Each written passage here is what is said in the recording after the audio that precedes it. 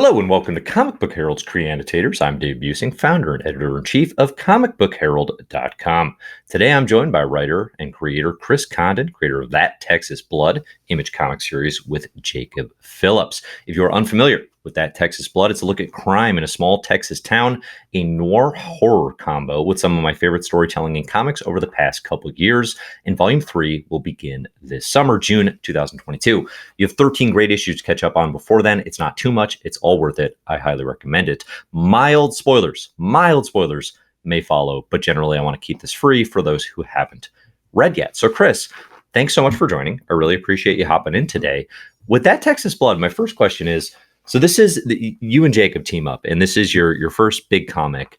You launch and you have the thing ready to go, right? But then you're launching into the pandemic. You're launching into 2020. And my question is, obviously that's wild, right? Timing.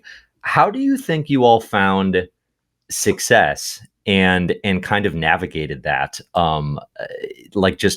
totally unexpected, circumstance? Well, that's the wild thing about it is that it's one of those great what ifs, where I'm wondering, if it wasn't for the pandemic, would we have been as big as we got with issue 1 through 4, where, because we sold out twice with issue 1 and then we sold out issues 2 through 4, and all of them got a second printing. The first issue got 3 printings, but it's one of those things where it's like, we were one of the first books back, because if people don't remember, Diamond curtailed distribution in, I think it was March 2020, and we were due out in May, and we were taken off, and we didn't know when we were going to come back or anything like that, and then we ended up being put in June, one of the first books back, and we sold really well, and a lot of people read the book and liked the book and were tweeting about the book and talking about the book, and of course Image reprinted it. But it's one of those things where if we were just if there was no break in distribution, if there were more books out, like, would we have been as big as we were? I don't know, but it's one of those things where I almost don't want to find out. It was definitely weird. I mean, it was a weird situation because, like I said, we didn't know when we were coming out. We didn't know if we were coming out. At that point, everything was kind of up in the air. Yeah, for sure. No, it was wild. Yeah, so that it was definitely a weird time, especially for a first book to come out. With both me and Jacob, it was both of our first books. I guess he had colored junkies at that point, but in terms of like his artwork, he's doing everything. Yeah, right. His first book, so yeah. Cool. So in one of the earliest letter columns, you're talking about, kind of the plans for the book. And I think you referenced talking about like a planned 30 issue run potentially. Yeah. Now that you're 13 in and you got the third arc coming and it's been a couple of years with this, how do you feel about that now? Like, does that still sound like the right number? Do you feel like it could go for more? It doesn't sound like the right number. I think that I was thinking that I could pull off some story arcs in less issues than I want to now. And other arcs I've gotten rid of, but I think 30 was like a good number to pick instead of being like 50 or something. Yeah. That's too grandiose. But I think since we're going to be ending this arc on issue 19, and then we're going to be doing another one shot for issue 20. I think considering our arcs tend to go 5 to 6 issues, I think we're definitely going to go over 30 because we already have 2 full arcs planned after this. Nice. Of course, if we sell well enough and we're able to continue doing it, there's 2 full arcs plus one shots for each of those, or maybe 2 more one shots, 3 more one shots. So it's definitely going to be over 30, but it'll be around 30, I guess.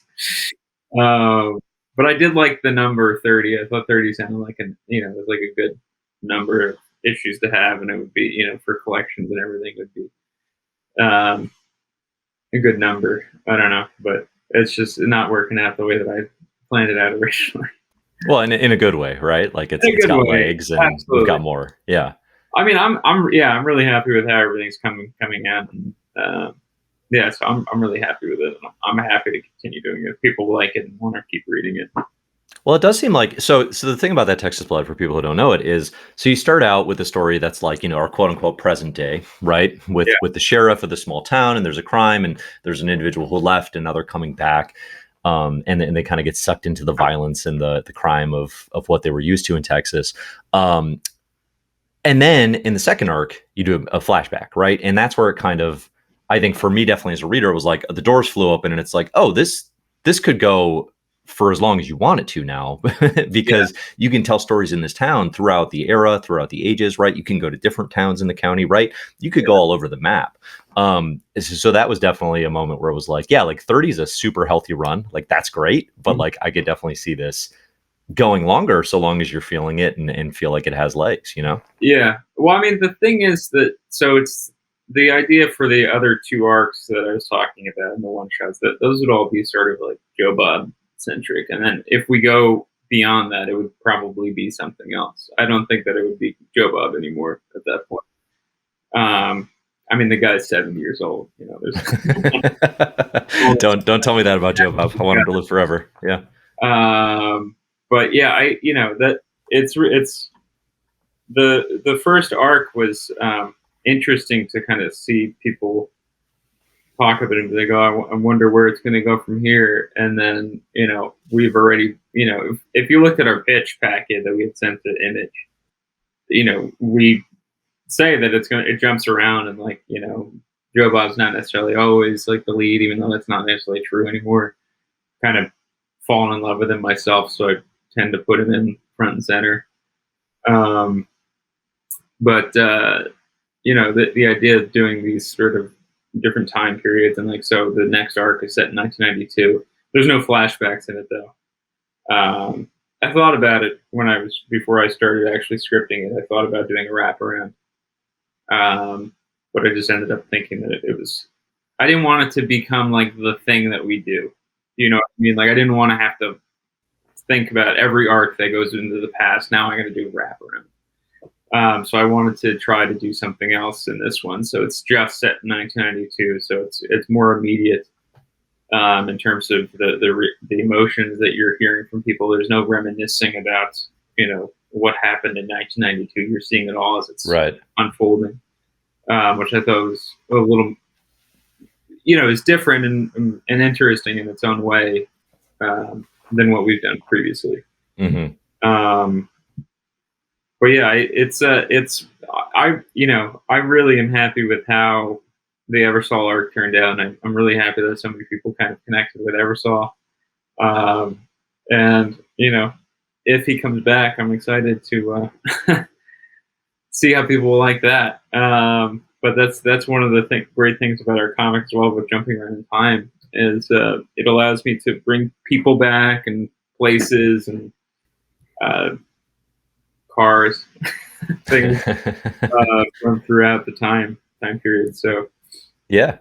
yeah, Yeah, for sure. No, it's exciting. I think it definitely works, and again, I think it's kind of a natural progression too, like you're saying, where you have the second arc is Joe Bob's reminiscing about this old case, but now you've built the groundwork here, where I think now it's like, okay, we get what's going on, right? Like we know we can just go back to this era, and maybe we'll come back to present day in a future arc, but like that groundwork is laid. So you're partnered here with Jacob Phillips, right? This incredible artist, but he, like you said, like he'd primarily been, I think, coloring his father, Sean Phillips, who's an absolute legend, right? Doing work on My Heroes Have All Been Junkies, Reckless, right? The whole Brubaker suite, the newer criminal stuff. Do you feel so like because you're working with Jacob, but also, I mean, you're working in noir, and Brubaker and Phillips have become an institution in comics. Do you feel that shadow on your work?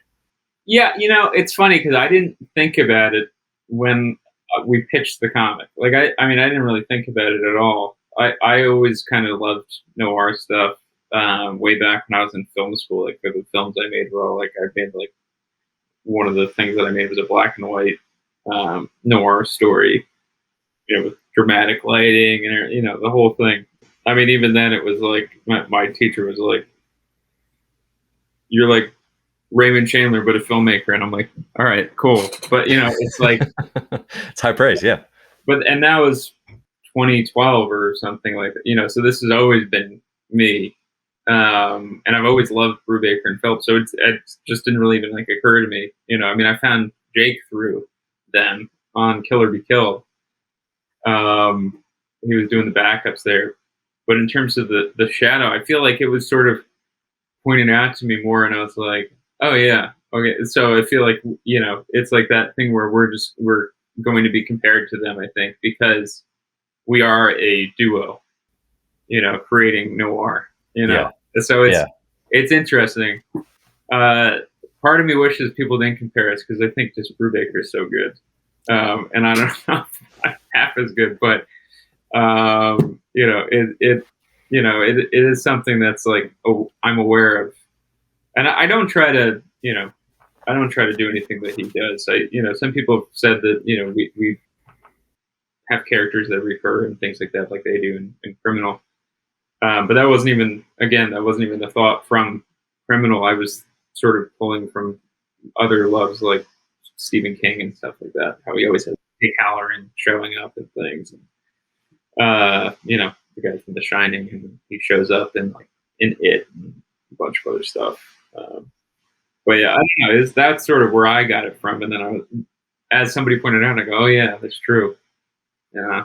So it's one of those things where it's just, I feel like when you're working within a genre in which somebody's sort of become the name in the genre, I think you're automatically going to be compared to them, or be in their shadow to some extent.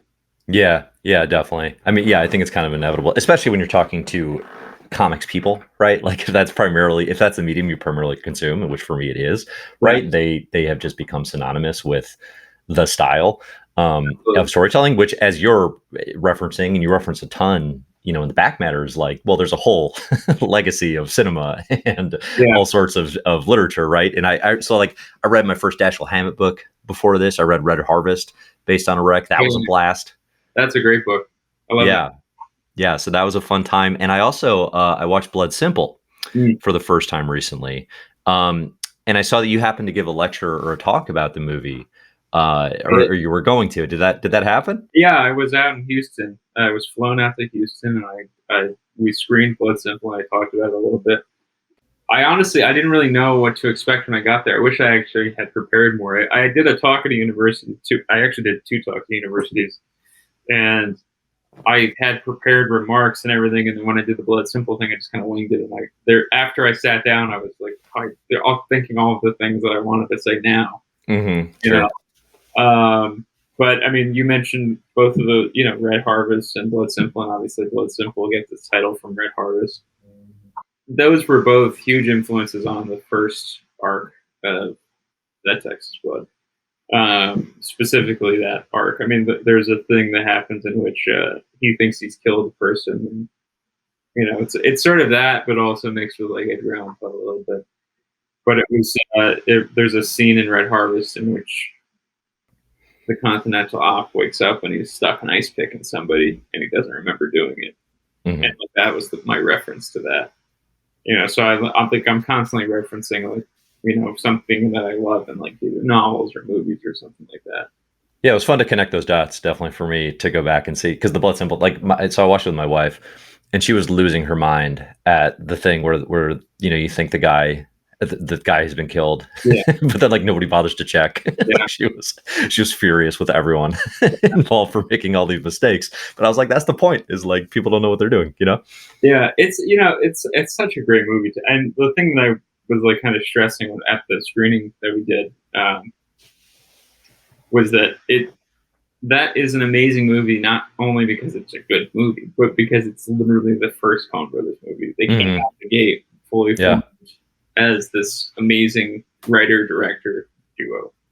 And that's one of the things that I think, and also it's an East Texas movie versus, a West Texas movie like No Country for Old Men. And we were in Houston. I was like, well, first, we got a screen. Blood Simple. And also, I hadn't seen it on the big screen before, so that was really cool. Oh, nice. To see it on the big screen. Yeah. Which, I guess that's what, writing comics affords you the opportunity to actually just sort of get an email and say, do you want to screen a movie? And you pick whatever movie you want to watch, I guess. There you go. And it's an expensive way to watch a movie, but it's worth it. Yeah. No, that's cool. It's cool you got to do that. So like so you're talking about these influences and obviously this legacy of noir and the style of kind of this, what has become the hard-boiled detective, right? This Mhm. crime type of thing, which this isn't always that, right? There's a lot of different elements and there's a lot of different flavor. Some of it's just small town Texas life, right? And kind of the panorama of what that looks like. I think sometimes when the genre gets talked about, it can be almost like a cheat code. Like people are like, oh, it's noir. And people are like, I love noir. And it's like, well, but that means Yeah. many different things depending on who's telling the storytelling. What for you are the critical elements in that Texas blood? Like, what's most important for you to be like, okay, this is a story I dig and I feel good about? In that Texas blood, in our Yeah. book, I mean, Yeah. I think mainly it's character. I think that's the big thing for me is Hmm. character. So, I mean, was thinking about it the other day because there's a 3-page sequence in issue 15 that Jake drew um, exceptionally well. What doesn't he do exceptionally well? But um, it sort of captures everything that I like think our book is about, which is it's just like a really human moment. It's like sort of like a sad moment, but it's just about like family, neighborhood, neighbors, and it's sort of just that's what our book is about. Yeah. But then our book is also about cult murders and serial killers and like all Yeah. these things. But I think at the end of the day, I think that what I think our book has to have in it is that humanity. And that's one of the things. I know that there's a lot of there might be some people who don't want to read our book because their main character is a cop. Which is I'm aware, and also the fact that we're set in Texas. That's also another thing that I know some people probably won't pay. I know there was a very famous comic creator who I actually love. They were like, I think I've had enough about Texas. They said, or heard about Texas, and I was like, what? What do you want me to do? And like, I don't make the news. I write this book. But I mean, I think that that's the thing, though, is there are good people in Texas, and I think some of them have, they work jobs that they don't necessarily love, and I think that that's something that we're exploring. Yeah. Yeah. So that's one of the interesting components of this is like you're not from Texas, right? Like it's not like this is your background, but you have affiliation, and certainly it's not like you haven't done the research, right? Like that's not what I'm Yeah, saying. But like you're not native. You weren't born there. I'm You not didn't grow up. Yeah. a Texan. But it offers this like fascinating landscape and people. But like you're saying, it's the center of so much national political debate right now, especially in America, and then obviously like none more so right now than gun safety Yeah, after just this unbearable massacre at an elementary school. yeah, it's horrible. How do you kind of navigate like kind of this outsider's perspective of the region, like staying true to it, but then also I don't know, like how much do you hear those voices of people being like, I don't want anything to do with Texas or whatever, right? Like I mean, certain stigmas. I hear them and I understand, but I also think that, like I said, I mean, you can't write off an entire state based on It's a who. big state too, right? Yeah, It's a lot of I people. mean, and not everybody in West Texas is politically that. I was just in West Texas and I was talking to people and they are very much on the same page as everybody else in the country is calling for gun rights legislation or gun control legislation and things like that. Sure. Yeah. Especially in the light of, like you said, this horrible massacre. So, I mean, but the real reality of it is that the place is gerrymandered because it's been Republican run, and also there's bribery. Poorer folks, they need money. They need something, a debt forgiven. It happens. I mean, I don't have any specifics like to get into about it, but this is what I've when I heard when I was out there. So I mean, I think that there's the feelings that like the rest of the country has about Texas. I think the people in Texas have the same exact feelings, and they love the place where they live. It's just unfortunate to them that it is the way that it is. Hmm. Um, I mean, of course, there's also you know jackasses, but Sure. Yeah. Well, it's like you're saying though. It's like anywhere. Like I can walk outside and I can point to the houses where like people I agree with and people I don't agree with. You know what I mean? But I mean, all I can do is, I don't think that you have to be from a place to write about a place. That's like first and foremost. I really don't believe that. That's not true. I mean, for the Coen brothers, they're from Minnesota and they wrote and directed 2 movies about Texas, and I don't hear anybody like kind of complaining about that, So, and I don't hear anybody complaining from Texas about our book. I think people love our book in Texas, mostly at least. They sometimes complain about like I have town names that are like town names in other parts of Texas, and they complain about that. But I'm like referencing theirs and stuff. So, and it's a fictional county, so leave me alone. But I don't know. Like I think in general people like it, but it's just it all comes down to the observation, just listening, watching, talking to people and really hearing what they have to say, and like trying to make that as true to their experience as possible. Because I mean, it really is. It's like it's slower paced life than what I know, and I'm like a manic person. I'm an anxious person. I don't think I read anybody in our book like an anxious person. There's definitely aspects of Joe Bob that are me, but I don't think that I'm writing me. I think I'm writing somebody, sort of based off of the people that I meet. Texas, I think that they're all like generally they're fairly nice people, good people, generous people. It just again so happens that they're in the state where it's sort of their governor is putting his political future ahead of their wants or needs, which I think is very true. I don't think that most Texans want roadblocks at the border. I don't think that most Texans want their option to get an abortion curtailed. I don't think most Texans want AR-15s in schools, or one door, whatever Ted Cruz has been saying. So I don't know. That's also just a whole other conversation, because I think that's one faction of the Republican Party. I think that there's good people in the Republican Party, but those guys are not them. They care more about lining their pockets than about anything else. Or not only lining their pockets, but again, looking to like, oh, what kind of crazy shit can I say, and then get me to president one day. Grabs for power. Yeah, absolutely. For each power. So, and I want to be clear too, like for the people listening, like that Texas Blood is not about all this, like very directly at all, right? Like just to be clear, but it's like literally just using the word Texas, all of a sudden it's like all that stuff can come onto it for certain, like I'll admit, like I held off on it for a minute, purely, and it wasn't even a super conscious thing, but I was like, I don't know that I want to read a Texas book right now. And then I started and I loved it, but that was actually in the back of my mind, I realized as I started it. Yeah. I mean, it's definitely, I love the place, but it's one of those places where it's like, it definitely, there's a love-hate relationship with it, because there's so many good things about it, and then there's so many bad things about it. I mean, just the history of it. I mean, you go back and, there's a lot of awful things that have happened in Texas. But, it's also this beautiful state. Maybe the most beautiful state. I don't know. I think that and California might be in the running together. They're both absolutely beautiful states. But, at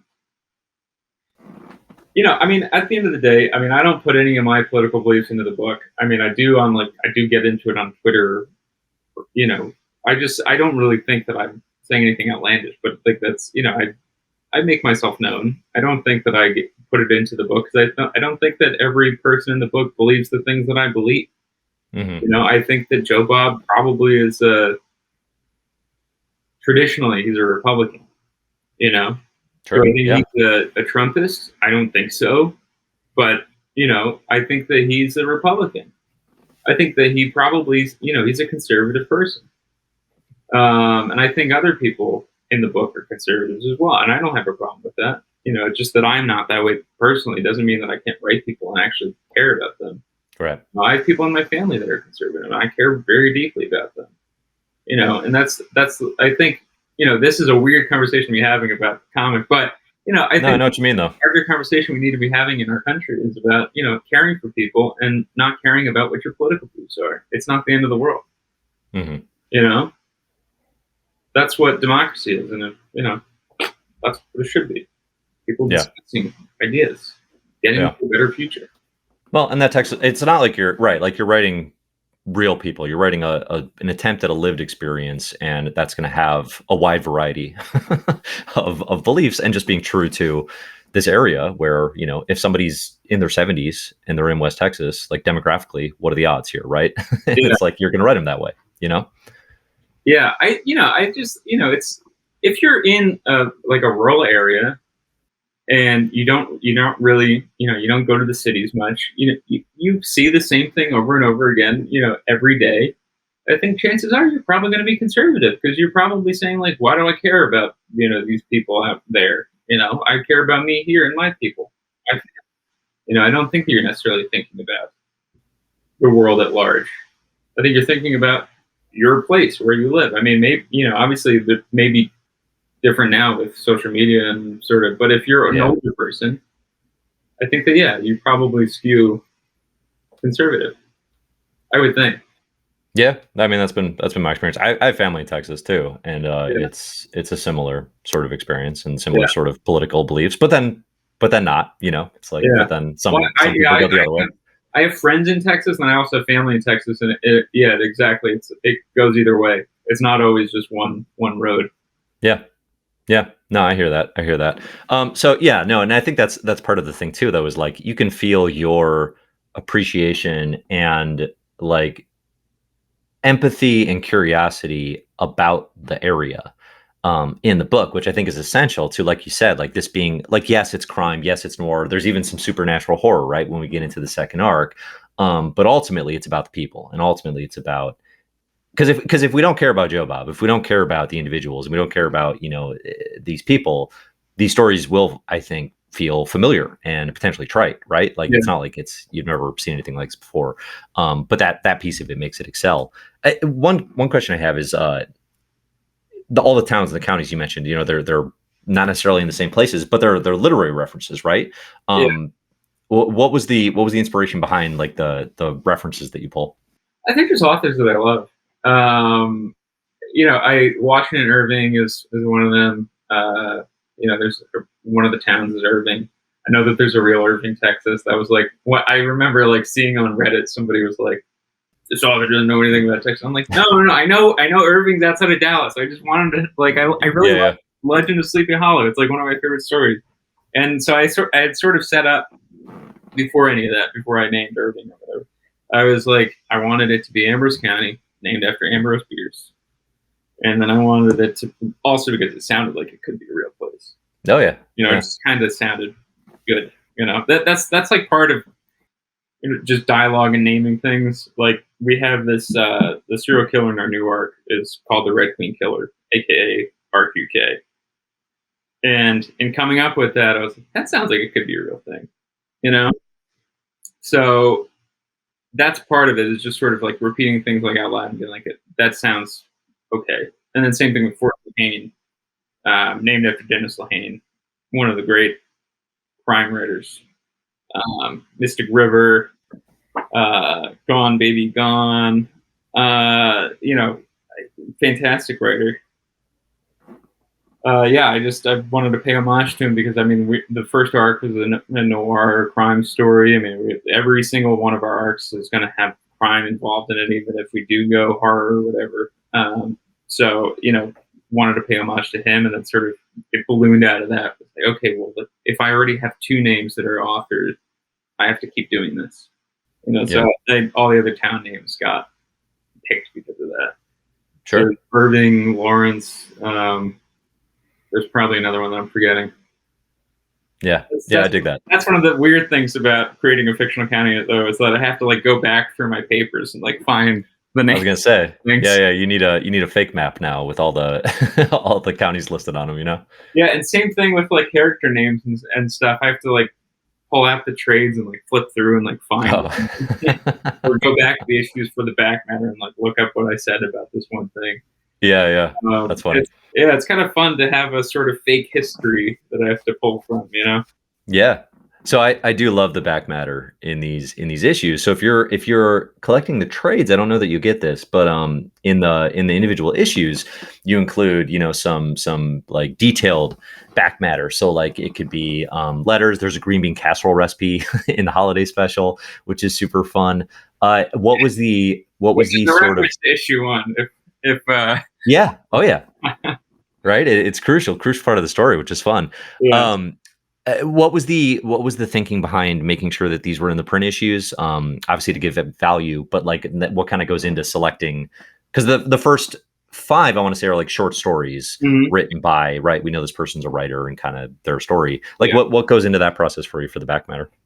In terms of deciding the back matter, I mean, it's just sort of a lot of times. So starting with issue 2 through 6, like you said, has a short story serialized, and that just sort of came from the idea of let's get to know this character, in terms of his own work and like what he does, I guess, and sort of what his thinking is, and the story's dark and it's sort of analogous to what's happening to him and his brother. Um, because it's a story about like two guys that are essentially like have a brotherhood. They're like they have a brotherly relationship. And then in arc 2, essentially, I wanted to have sort of more evidence that you could kind of piece through, and I also wanted to establish there were other things that we didn't actually bring up in dialogue or anywhere in the actual comic, but we could build out a further history of the Beaumonts. Again, an author named Charles Beaumont, one of the great Twilight Zone writers. Which again, horror. So, Yeah. um, but I just wanted to flesh out more about the history of there has been weird happenings here before, and this family this is the house that Wellman stays in, and like sort of fleshing out things like that. I don't necessarily have a plan going into it. I sort of feel it out once we have the issue completed. I sort of think of like what would go well with this. So for issue 14, we have two pieces that flesh out a character that we introduce in the beginning of the issue. And we sort of get to explore that person a little bit, and it sort of amplifies certain feelings that you're feeling as you read that issue. And maybe you want to go back and reread it again and kind of get to know that person again, or in the subsequent issues, maybe feel a little bit differently about them and like what's happening to the world around them. But yeah, I don't know. It's all sort of just whatever it feels right. Because I mean, I throw stuff out. Like I'll write a whole thing and I'll throw it out because I don't feel like it's fitting, or I'll add an extra piece. For issue 15, I added an extra piece that we were going to have. It all just is about what feels organic to the story, I think, and what helps amplify what we're doing in the actual, sequential art pages. Sure. Yeah. But one of the really fun things about this next arc is that I have a discussion about 80s and 90s horror with the writer Paul Tremblay. Oh, cool. Cabin at the End of the World and Survivor Song, which is pretty fun. So it's like a serialized conversation instead of a letters page. People write letters in. Well, probably in the one shot, we'll see those letters. Mm-hmm. But yeah, so right now it's a serialized conversation. But I loved having this conversation with him, sort of digging deep into 80s, 90s horror, what he thinks works about it. We also talk about his book, Survivor Song, which is about essentially a rabies pandemic. Okay. And it was released in like June 2020. So, Oh, wow. which is a fun thing to kind of ask him about, because it's like, reading it, you're reading about PPE and, people reacting poorly to, thinking that there's a conspiracy with vaccines and all this. Oh, yeah. And he had written it probably 2018 or something. Yeah. So it was all pre-pandemic. So it's really interesting to, talk to him and I'm really honored that we're able to have him in our book. That's cool. That's cool. No, that's definitely one of the things that I tell people, like, because certain comics, they're going to read the same in print, digital, trade, right? But with that Texas Blood and Brubaker Phillips, I think have a history of doing this too with a lot of their stuff, like Criminal. Like the back matter in the actual print issues is really great. Like it's really useful. I mean, I also even just your write-ups or your letter responses and all the, like I mentioned, like all the references and inspirations that you're sharing, like I'm checking those out, so now I've got a list of noir stuff and detective stories to read and all that. So like it's awesome. I definitely dig that. It just gives so much value to, like, okay, why am I collecting this in print aside from just like having another long box full of stuff, and it's appreciated. Well, thank you. I'm glad it works. Yeah, absolutely. So following issue 13, the book's taken a 6-month hiatus, or thereabouts. What was the rationale, and how did it set you guys up for the return of, come Well, back we to did the volume same 3? thing after arc 1. We had a little bit of a break. We Did you? in December, and then we came back in June. Okay. 2021. The reason for that is just Jacob needs a month off. Sure. Yeah. Because he's working like the entire year. I mean, he takes weekends off, but he's working 5 days a week, and it's hard work. It's a lot to, and he's doing this, and he's doing Newburn, and he's also coloring his father's book. So that was really the rationale behind it. But I mean, it also just gives us a moment to sort of recalibrate and kind of think about what we're doing. We do think about the future of things. Like, I think the next thing we're going to do is actually not going to be central to our Joe Bob stuff in Ambrose County. We're actually going to go back in time to something we mentioned in the issue 7 bag matter, which is the Enfield Gang Massacre, which happens in the 1800s. And it's going to be basically a war between this gang and the army and the other folks in the county. And just, again, sort of establishing, bad stuff that happens in Ambrose County, and just sort of establishing the history of it a little bit. And yeah, Jake just he was like, that kind of sounds fun. Are we going to do that? Old West sort of stuff. I was like, yeah, sure, we can do it. Why not? So I think we're going to see what Eric Stevenson at Image thinks about it. And if he thinks it'll be a good idea, we'll do that. So that'll be like a mini series. So that'll be like a renumbered thing. It will start from 1, be, I don't know, 4 or 5 issues or something like that. And then we'll come back probably in 2024 with the next. Interesting.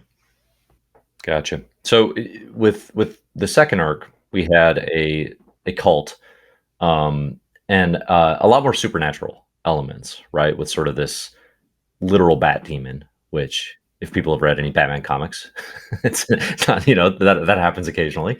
On arc 3, you're talking about a serial killer. Mm-hmm. How much do you think you'll be balancing sort of the supernatural elements with this town going forward in terms of sort of the curse of it, or is it more just different styles of horror and violence and, like you said, bad things that have happened throughout this history? Yeah, I mean, it's a little bit of doing different sort of subgenres within the genre.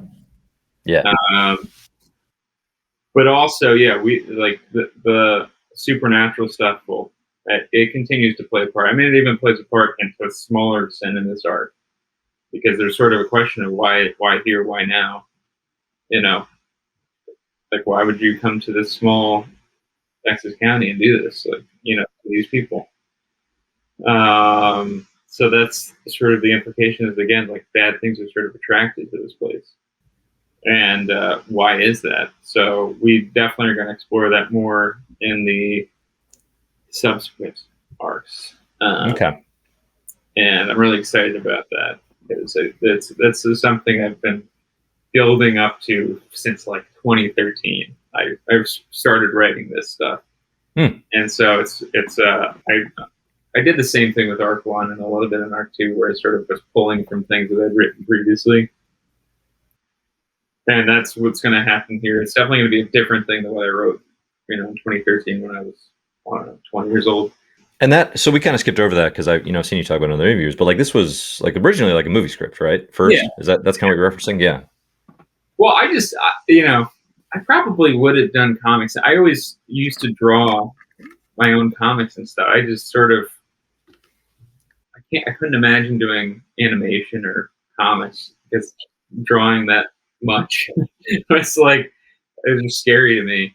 So, and I always had thought about drawing my own stuff, and that's probably why I didn't gravitate towards it, I guess. But it was originally a film script, and I don't know. It just sort of when it wasn't working out as a film thing, it just the comic book idea was, well, let's do it as a comic book.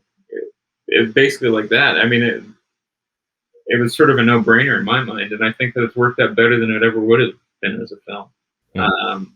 We probably wouldn't have even. Who knows what low budget we would have had, where we would have filmed it, and what it would have looked like, and would anybody have seen it? I don't know, but I think everything worked out better as a comic book. So I'm 100% happy. Good. Let's see. We've got the other piece that I want to mention here is in 2020 when this was launching, or right before this launched, obviously everything was shut down. You had the opportunity to launch Patreon with Jacob Phillips, and you started this Brutal Dark, right? Which is we've been talking about noir. That is a very specifically it's like straight noir, yeah, that real hard-boiled detective kind of stuff. It's called Brutal Dark. 40s. And I think you've returned to it on the Patreon in with short stories. So there's I think 3 or 4 issues of a comic that Jacob Phillips does. I guess the question here is, do you think you'd return to that as a comic at some point, maybe with another artist, obviously just given Jacob's schedule, or do you think it's kind of just like, well, that was a fun thing in that moment, and we've got other stuff now? I would love to return to it as a comic. I think Jake would too. It's just when we would do it is the problem. So, and I could talk to him about doing it with a different artist and maybe having him on covers or something like that. But I sort of would want to just wait and explore it at a later date, But yeah, it's definitely something I would want to return to. I wish. I had a 4th issue already scripted, so I knew, and I liked the issue a lot. I thought it was very Fleischer Superman with like a spotlight on this guy and it's swinging, and I don't know, reveals like a menacing looking character in the darkness and all that. I don't know. It was like fun, because it was fun to plan them in 8 pages versus 24, 23 if you're writing for a 32-page comic, which we're always going over, by the way. I'm not good with I'm always like, let me just send this to Jake and see what he thinks. He's like, oh, it's good. And then Image doesn't say anything, and so we're always going over. I think we wound up at 36 pages on issue 14. But if people like the story, I guess it's fine. But it was fun to plan it out in that way because it was so serialized that you had to figure out, okay, how do I do a sort of punchy thing that we could get in, get out. It was that the whole point of doing Brutal Dark in the first place was, again, because of the pandemic. We didn't know whether Texas Blood was coming out, so we wanted to sort of capitalize on our momentum that we had going into Texas Blood, and we wanted to prove to people, hey, yeah, we can actually create a comic book and it's not bad, So that was the idea, and I did start writing short stories. It was serialized. I got to a cliffhanger and left it there, and I'm sort of thinking about coming back with it at a certain point here. But I kind of like where it was stopped. I'm waiting to see if I can come up with a good enough escape for our hero. Yeah. I want it to be good enough, Sure. But Very cool. Yeah, it's something that I would like to return to at the end of the day. Yeah. Gotcha. That makes sense. So, all right. So for readers who haven't read so far, would you say they can go ahead and jump into the 3rd arc, or do you need to catch up on the first couple so. Arcs? I think that you could probably do that in the 2nd arc too. I think that you could jump in any of them. I do think that you get a fuller experience having read everything. And I think that that's one of the things that our readers really enjoy is reading issue 1 and then seeing, this isn't really a spoiler, but in issue 15, Red from Red's Gas shows up. Okay. Yeah. In issue 1, so, and that's sort of the cyclical thing. And then so Ray in issue 1, who's at the center of things regarding a casserole dish. He is the brother of the Lost Soul owner and bartender. So that's the things that you see in the series as you read it, starting from issue 1 and going through. Right. You'll see characters return. You'll see places return. Things in history return, and I think that is a much more rewarding experience. But at the end of the day, yes, you could buy issue 14, jump into it, and be fine. Same thing with issue 13, our Christmas issue. I wanted that to be a standalone, one shot. There's like one tiny little reference to a thing that happened in the previous arc, which again, if you read the arc, it means something to you. Otherwise, it could just be a one shot. So yeah, I mean, I'm always trying to be proactive about allowing readers to jump in. I don't think that it's it's a locked door for new readers. I think that anybody can come on and enjoy it. Sure. Yeah, definitely reading it so far. I would say that checks out. Do you think will the one shot in 2022 this year, will that be like, is the holiday horror thing gonna recur? I don't know, because I hadn't planned on it, but I do love the idea of just having a holiday ghost story. I really love that idea. So I maybe the story I had planned was about Benchley, the West Texas above ground pool king. Okay. So it was a story about him, and I really want to do that, but maybe that's for another time. It is kind of, I almost wish we could do a Halloween issue too. Sure. Yeah. I would love to do a Halloween issue, but it just doesn't work out because we're coming out with issues until November. With the actual story arc. But I was thinking, there's a lot of things I'm thinking about. I'm not sure if we're going to end up doing, but I would like to do an extra large issue, with maybe more than one story. But again, it depends on time and Jake's schedule. So right. Well, he's finishing a new burn now, so he's not going to have to work on that. At least for the time being. They haven't announced when they're coming back with it. But I think he's it for now. There you go. Get in all your oversized issues now. Well, I love those sorts of, like, when DC puts out like a Halloween issue or a Christmas issue or something like that. And it's not necessarily every story that I read I love, but I enjoy getting. I got a Detective Comics from the 70s behind me. It's like a 100-page special or whatever, and they're all just reprints. Although there's a really cool Alex Toth story in it. Nice. Yeah, those giant size ones they can be fun, right? Because it's like, there's 7 stories, but like 2 of them are great, right? But it's the 2 that you hit that, like, that's the discovery, that's the journey. Yeah. Well, it's that's an anthology. That's usually what happens in an anthology. How many Twilight Zone episodes are my favorite episodes? Many. Yep. But there's a lot that I think are stinkers. Yeah. That just sort of happens when you're filling, just stories. You're just putting all this story, some of them, and that story that you don't like might be somebody else's favorite story. Oh yeah. So and that's one of the fun things about it.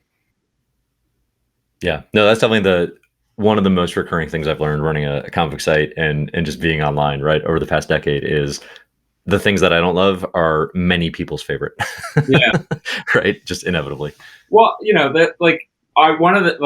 if I was ever able to write something for DC, like, one of the things that I really want to write is a Buona Beast story. Yeah, I saw you reference that somewhere. Yeah. Why Buona Beast? I just love the character. He's so silly. Yeah. Such a silly character. And I just love I love his costume. I think it's silly.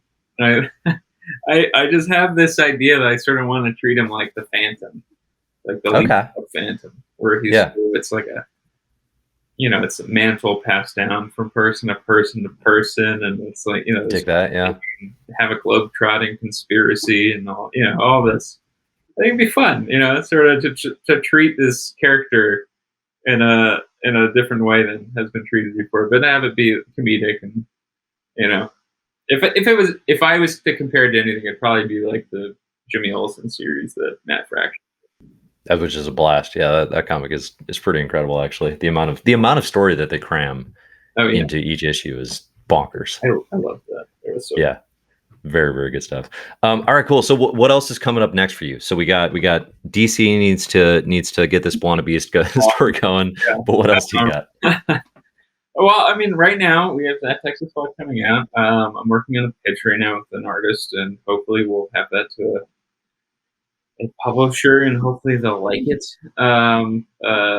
They seem to be interested in it, so fingers crossed. I have something being announced in, I guess it's not June yet, it's still May, so it's being announced in June, and it's coming out in September, but I can't really talk about that. But it's can tell you that it's a one-shot story contained thing. Not that Texas Blood related, with a different publisher. And that is something that I'm absolutely loving, seeing everything come in. It's not at all how I would have thought about it previously. Yeah, that's about it right now. So September, I have something coming out. I'll have 2 books out, which is really fun. And hopefully next year have some even more stuff. I have a couple things out. Maybe 2, 3, maybe 4 things. But yeah, right now, Texas Blood, issue 14, June 8th, and then July 6th or something is 15. Sure. But I mean, I think, I really am excited for readers to read this next arc, because I'm really excited about not only Jacob's artwork, but just getting even better. He's really just getting, like, I don't know, I'm so fortunate to be working with this guy. Like seeing the pencils come in, I'm just, amazed by it. And then I see the inks come in. Somehow he's gotten better, because he was good in issue 1. But like looking at his stuff now, it's leaps and bounds better. Who could have thought? But there's some really meaty stuff for Joe Bob, for the county, for the other characters that are in it. So I'm really excited to see people get a chance to experience that. And hopefully they like it. Hopefully they don't hate it. It gets pretty dark though. So yeah, I'll bet. I mean, that's it's a pretty heavy book. I think that's the expectation. Yeah, I don't know where that came from, but I had a panic attack before issue 7 came in. Really? When I got my comps in and I saw a certain page and I looked at it and I said, Jesus, did I just ruin my career? Yeah. Did I just end everything right at the start? I'm like, oh God. And then, there was a friend of mine who was like, oh, Pet Sematary. It's like, oh yeah, I'm fine. Yeah. Stephen King had a whole career of it. So yeah, I think I know what you're talking about. It's in a certain story, I could see exactly what you're saying in terms of like that just feeling like a I'm out moment, right? But I gotta say, for me, definitely, you both pulled it off. Where it's just, I don't know, you're so I was so caught in the investigation and because we know the people and in the community response to everything, that it wasn't that kind of horrifying cringe, like, oh, okay, they're just like being dark to be dark. Like, I don't know, it doesn't have that feel to it. Like you can tell when it's off.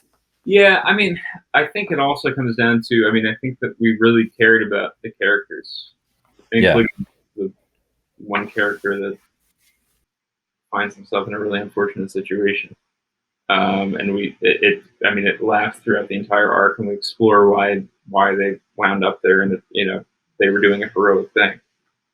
So I don't know. It just comes down to, I guess, how you play it, and I don't know. It meant a lot to me, and I think that I didn't want it to be sensationalized. So I think that also may be why it works for you, and it ended up working for me. But there was that panic sort of, and then there was another issue which also had a panic. I remember there's a transition in issue 10, which a lot of people say knocks them cold. And again, it was like I wrote it because I wanted it to do that, but then once I saw the page come in, I was like, this is too much. Mm-hmm. I actually messaged Jake and I was like, "Is this too much?" And I kind of went through like, maybe we should do this and this and this. And he goes, "Well, didn't you write it to be that way?" Yeah, I did. All right, so we're gonna keep it. All right, so let's just do it.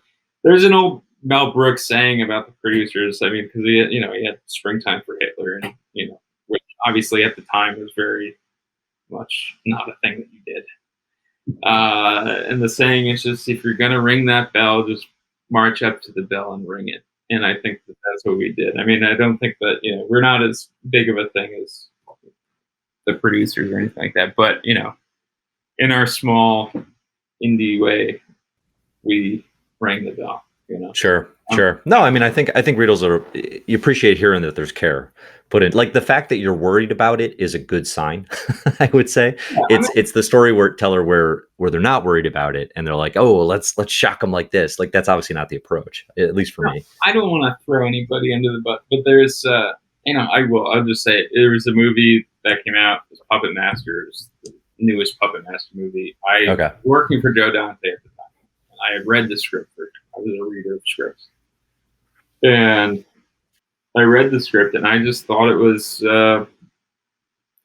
not in good taste. I like gore and I like all that kind of stuff. I just thought it was really in poor taste. And it was all, Nazi puppets and stuff and like that. That could work, but it was just,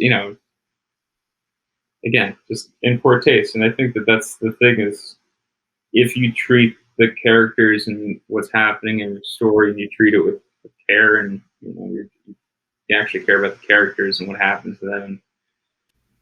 I don't know. I think you're probably going to wind up with something that doesn't feel like you're just trying to get, I don't know. You're not just trying to get the shock value of it, I guess. Yeah. Have you gotten any reaction from folks about like, none. Those particular scenes? Yeah.